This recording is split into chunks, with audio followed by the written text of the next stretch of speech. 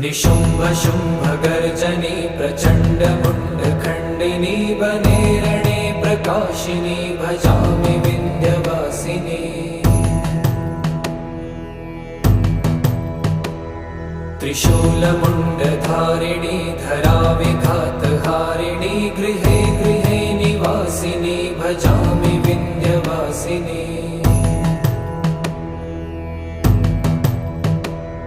दरिद्र दुःखहारिणी सदा विभूतिकारिणी वियोगशोकहारिणी भजामि विन्ध्यवासिनी।